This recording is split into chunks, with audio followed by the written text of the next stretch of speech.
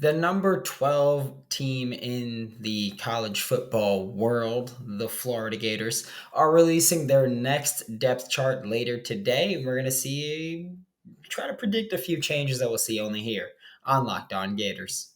You are Locked On Gators, your daily podcast on the Florida Gators.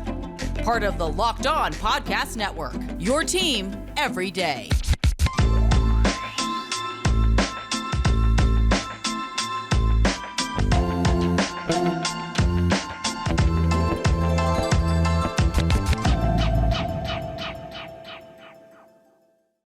Hello, and welcome back to another episode of Locked On Gators, part of the Locked On Podcast Network, your team every day. Thanks for making Locked On Gators your first listen of the day. We are available daily and free wherever you listen to podcasts.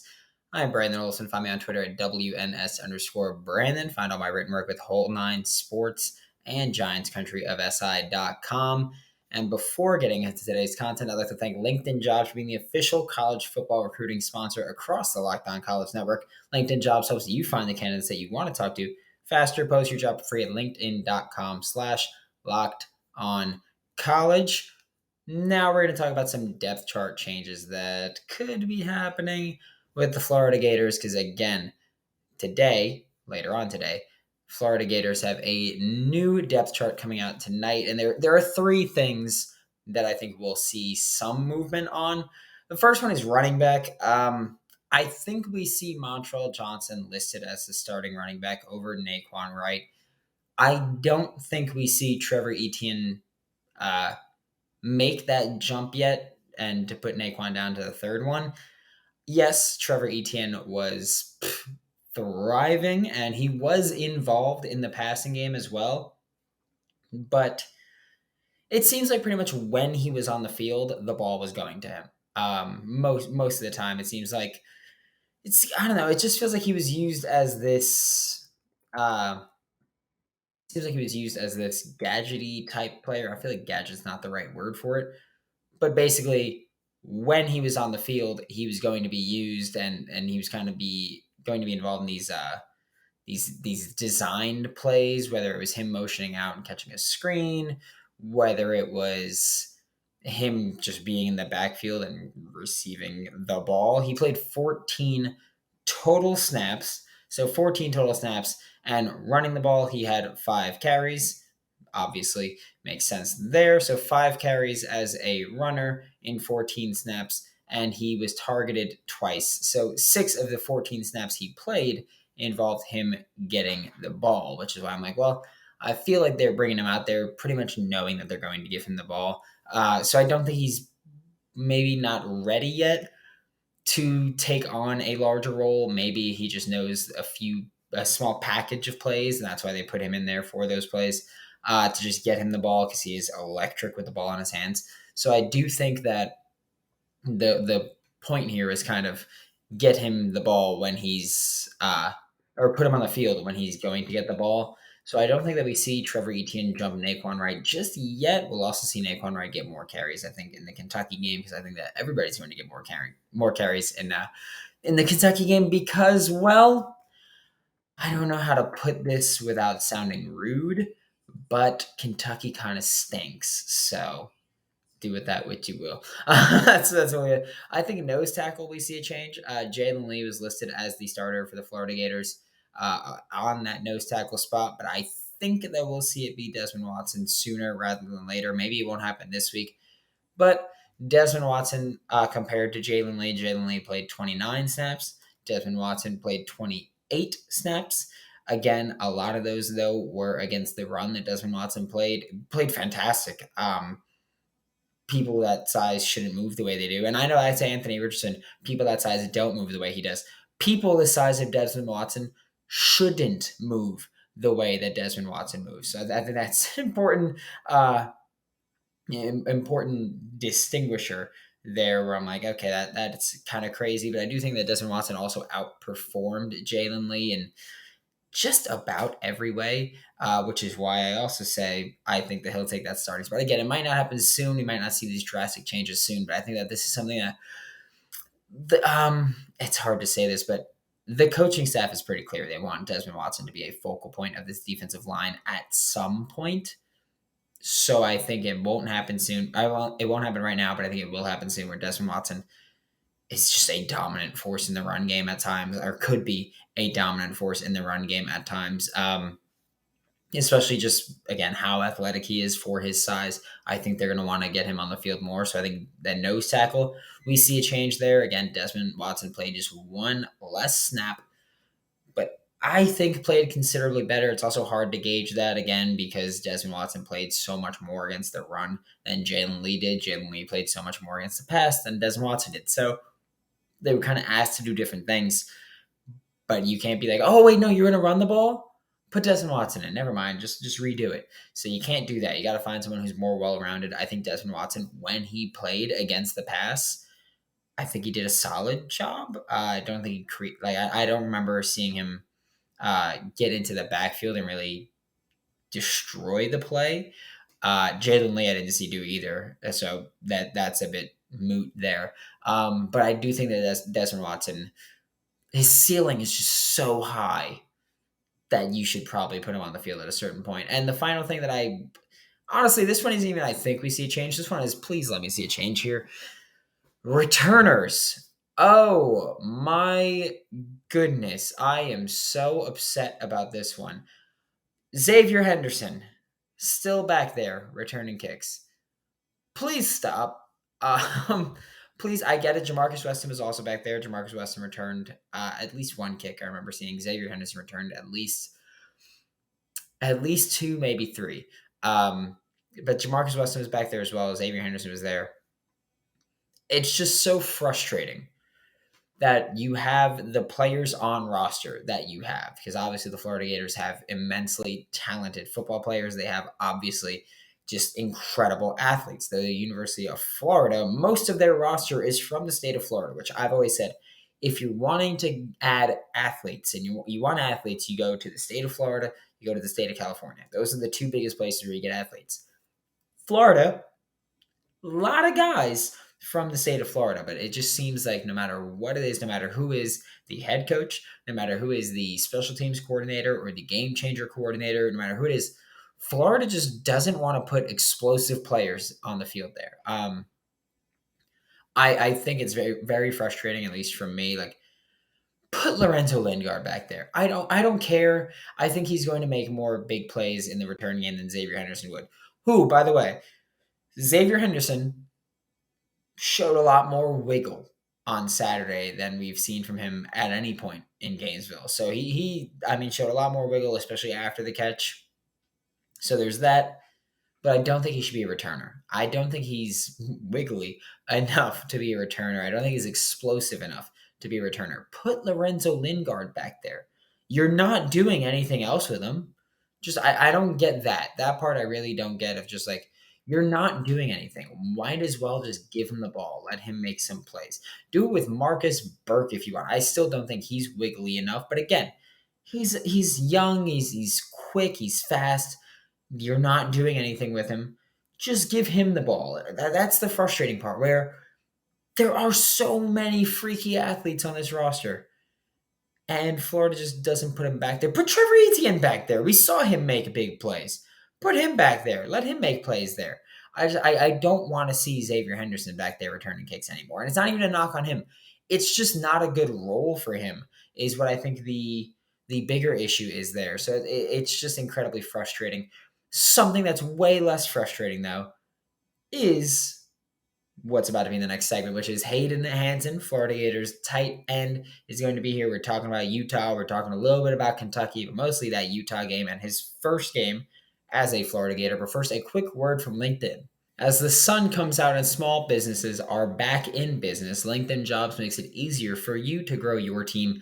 LinkedIn Jobs helps you find the people that you want to interview faster and for free. If you've never used LinkedIn Jobs before, I highly recommend it. That's how I got my last job before I joined Locked On. With simple tools like screening questions, makes it easier for you to focus on candidates with just the right skills and experience. You can quickly prioritize who you'd like to interview and hire. It's why small businesses rate LinkedIn Jobs #1 in delivering quality hires versus leading competitors. LinkedIn Jobs helps you find the candidates that you want to talk to faster. Did you know that every week nearly 40 million job seekers visit LinkedIn?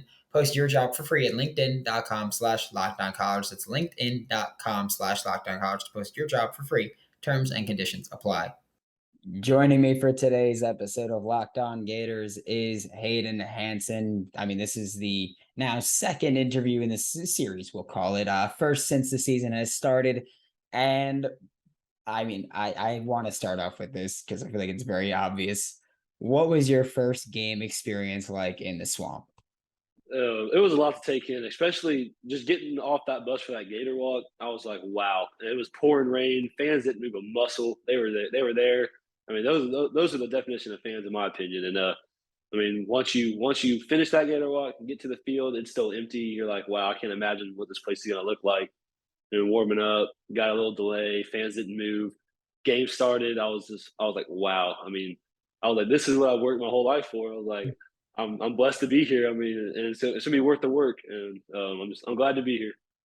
Yeah, I want to know actually what because that was your first Gator walk, of course. So what was that like? Because I mean, I feel like it was the most fitting Gator walk possible. It was raining, humid. I know that I was on your left side as you walked in. I was standing there and I was just like, okay, like I'm pumped. And then out of nowhere, it just starts raining.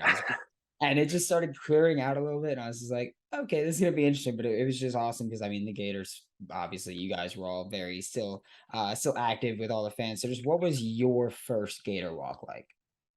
I mean, it was awesome, man. I mean, it started raining, and I'm walking, and just people that know my name. It's crazy. I made sure to give as many high fives out as possible, many fist bumps, because just show how grateful we are for those fans. I mean, the swamp isn't the swamp without the fans. Like you could tell it was affecting Utah at points in the game, and it helped us out a lot. And we're just very grateful for them.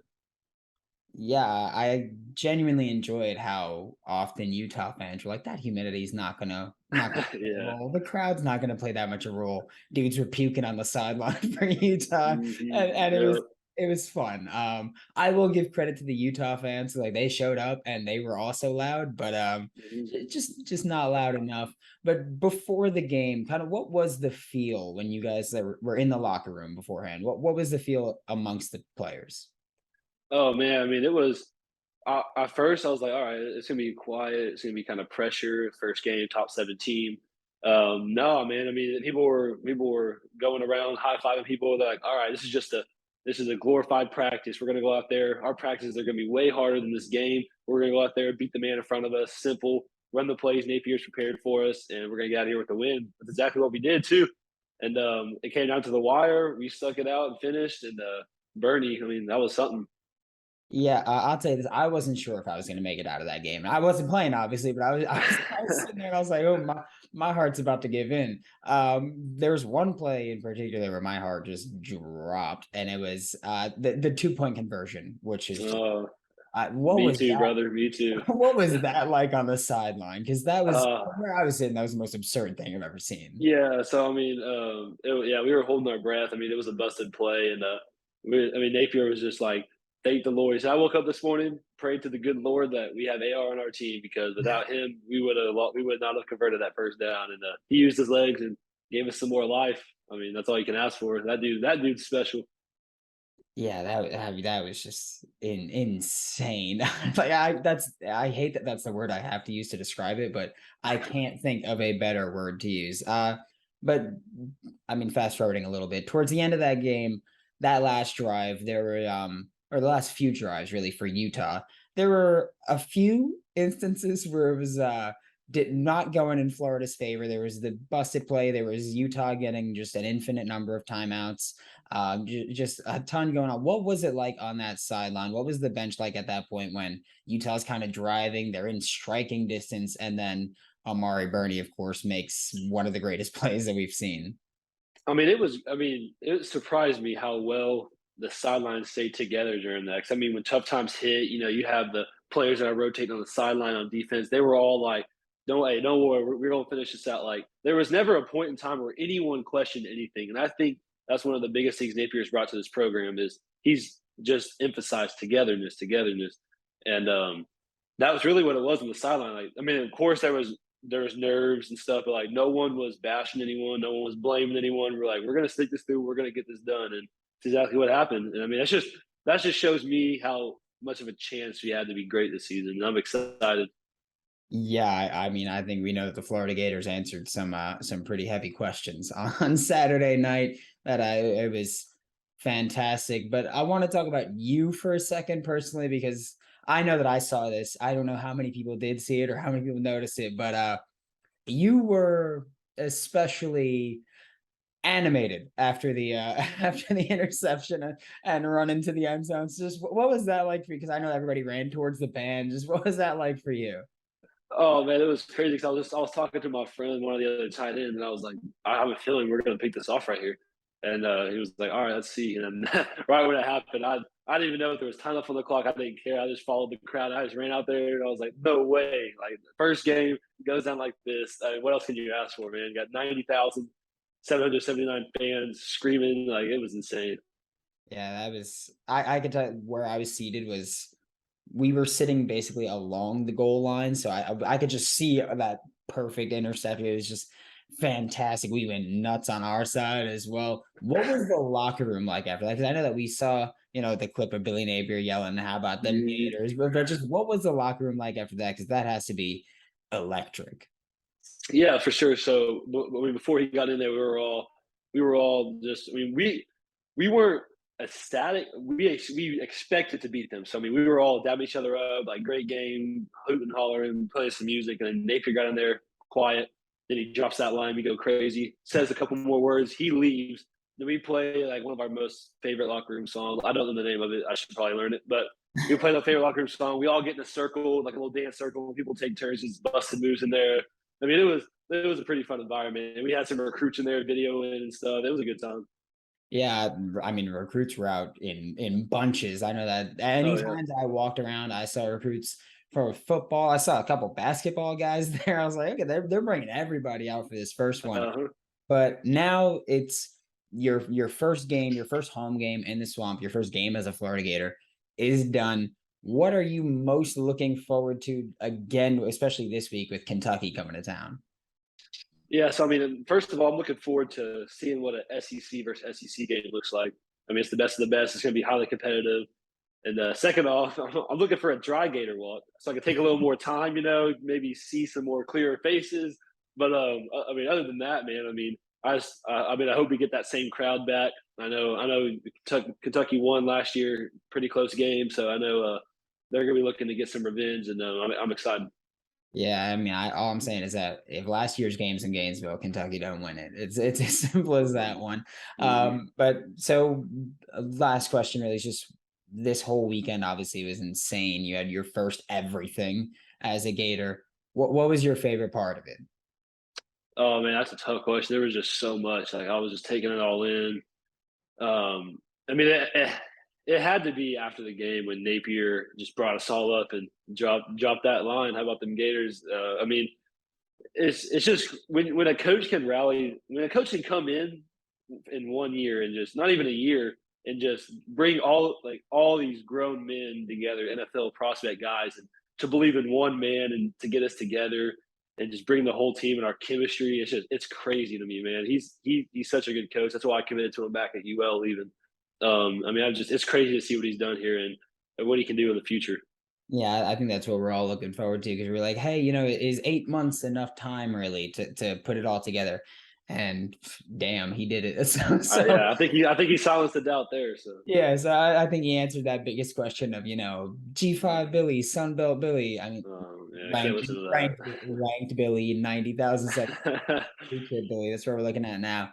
Thank you so much, Hayden. This was Hayden Hansen, Florida Gators tight end, and I mean soon to be ranked Florida Gators tight For end. sure, for sure. So be sure to catch Hayden. I mean, every week on Locked On Gators and every weekend on the field for your Florida Gators. Thanks for making Locked On Gators your first listen of the day. Every day we're available daily and free wherever you listen to podcasts. We'll be back tomorrow talking Florida Gators versus Kentucky with Lance Daw from Locked On Kentucky. And ooh, I want to make him cry. I'm gonna let you know. I want to see tears. That's what I want For Locked On Gators, I'm Brandon Olson. Don't forget to follow me on Twitter at WNS_Brandon. Find my written work with Whole Nine Sports and GiantsCountryFSI.com, and I will see you all tomorrow.